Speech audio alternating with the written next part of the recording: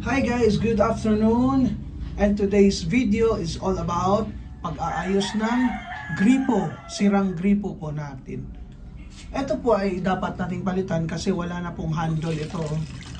Mahirap po siyang i-grip, wala ng handle. So, mga dapat nating ihanda pag nagpapalit tayo ng gripo is, of course, pumili tayo ng bagong gripo.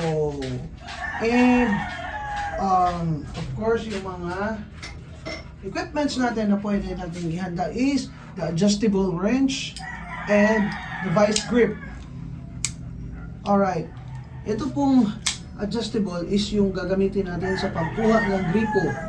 At yung vice grip naman is kung pag-turn natin sa gripo is madadali yung pang-alcontra po siya.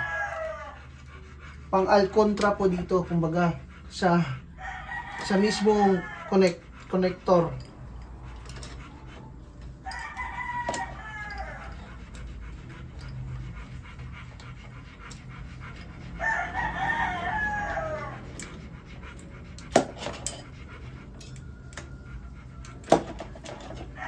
Adjust po natin.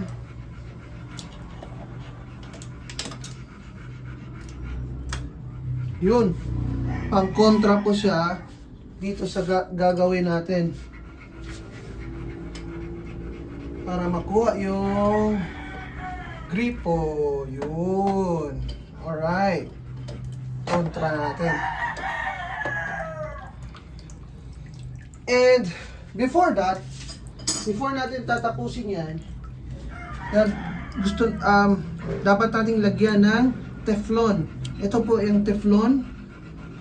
Gamitin natin sa gripo para hindi ito magli-leak. Itong thread ng gripo, para po hindi magli-leak, ay lalagyan po natin ng Teflon. Alright.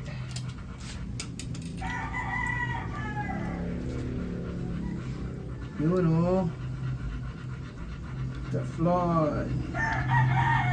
One line po natin gamit ang Teflon.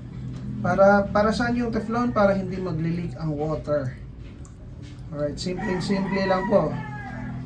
Pag feel nyo na enough na yung Teflon, ay puputulin na lang natin. Alright, putulin na natin. Okay. Yun, makapal na. Hindi na ito magli-leak. So ready na po yung gripo natin. So tatapusin na natin i-detach yung gripo. Alright.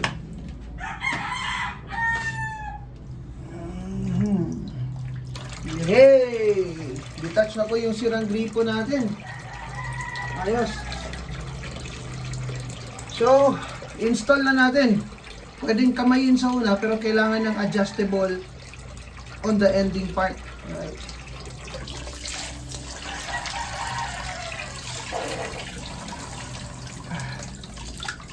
Alright.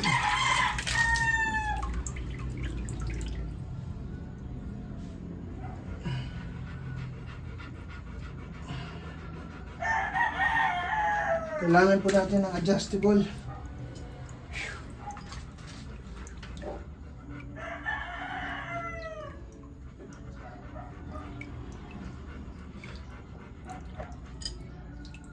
Ay, teka, nakalimutan kong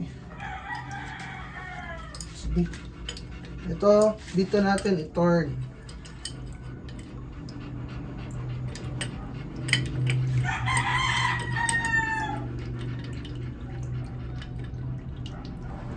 Yun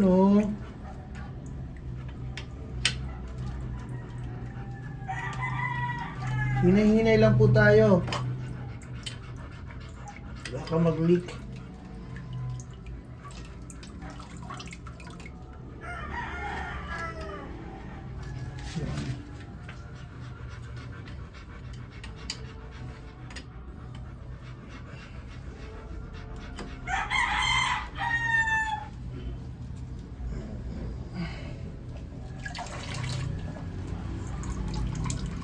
Ayos.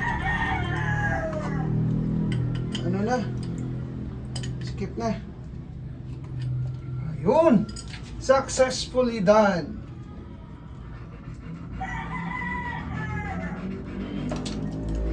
Ayos na po, walang leak. Simpleng pag-change. Try nga natin. Ayun o. Alright.